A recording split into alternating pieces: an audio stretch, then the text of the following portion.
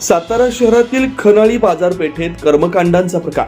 अंधश्रद्धा विरोधी लढणाऱ्या डॉक्टर नरेंद्र दाभोळकर यांच्या जिल्ह्यातच कर्मकांडाच्या प्रकारात होते वाढ. पोलीस प्रशासनानं तात्काळ या घटनेची दखल घेऊन कर्मकांड करणाऱ्या व्यक्तीवर गुन्हा दाखल करण्याची नागरिकांनी केली मागणी. सातारा जिल्हा हा सुसंस्कृत आणि अंधश्रद्धा विरोधी लढणाऱ्या डॉक्टर नरेंद्र दाभोळकर यांचा जिल्हा. मात्र या जिल्ह्यात आता कर्मकांडाच्या प्रकारांना मोठ्या प्रमाणात चालना मिळते. भर रस्त्यावर कर्मकांडाचे प्रकार होऊ लागलेत. असाच एक प्रकार सातारा शहरातील मुख्य बाजारपेठ असलेल्या खनाळी परिसरामध्ये घडल्यानं एकच खळबळ उडाली आहे. सातारकरांनी या घटनेचा तीव्र निषेध व्यक्त केलाय. असे कर्मकांड करणाऱ्या व्यक्तीवर तात्काळ गुन्हे दाखल करावेत अशी मागणी देखील आता सर्वसामान्य सातारकर करू लागलाय. सातारा शहरातील मुख्य बाजारपेठ असलेल्या खनाळी परिसरामध्ये भर रस्त्यावर कर्मकांडाचा प्रकार करून तिथं मांसाहाराने भरलेले पातेलं, दारू बॉटल, सिगारेट आणि काळी बाहुली अशा प्रकारचा उतारा ठेवून करणी केल्याचा प्रकार समोर आल्यानं या परिसरात एकच खळबळ उडाली आहे. हा कर्मकांडाचा प्रकार बघितल्यानंतर बघ्यांची मोठी गर्दी तिथं पाहायला मिळाली.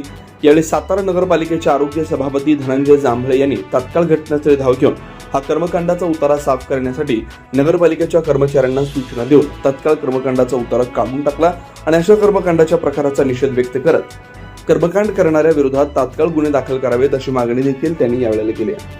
आपण कोणत्या दिशेने चाललोय आणि ही करणी करणारे मासे कोणत्या दिशेने चाललेत बघा, जेणेकरून सांगणारा किती शहाणा असेल आणि करणारी किती वेडे असतील, जेणेकरून दारूची बॉटल, कैची, पात्यालं आणि शिजवलेला अन्न, भात आणि मांसाहार असं ठेवून रात्रीच्या मध्यरात्री कोणतरी इथे गेलेलं आहे. ज्या ठिकाणी सातारा शहरातील प्रमुख रस्ते, तिथं मोठमोठी बाजारपेठ आहे, त्या ठिकाणी हे चौकडा, हे चौक आहे, या चौकात असे ठेवण्याचे उद्योग केलेले, जेणेकरून प्रामाणिकपणा, सातत्य, चिकाटी असल्या कारणाने किंवा नसल्या कारणाने ही गोष्ट केली. पण सातत्य, प्रामाणिकपणा असेल तर ही गोष्ट करायची गरज भासणार नाही. कारण की स्पष्टपणे सांगतो की जे करणार आहेत ते मूर्ख आहेत, जेणेकरून इथं महिला, लहान मुली जातात. हाच आदर्श पुढच्या पिढीने घ्यायचा का हे आपण सगळ्यांनी ठरवलं पाहिजे. अशा गोष्टी करू नये, जेणेकरून चौकात बाजारपेठ आहे, जेणेकरून प्रामाणिकपणे मागायची सांगितलं, प्रामाणिकपणा, सातत्य असल्यानंतर अशा गोष्टी आपण करणार नाही.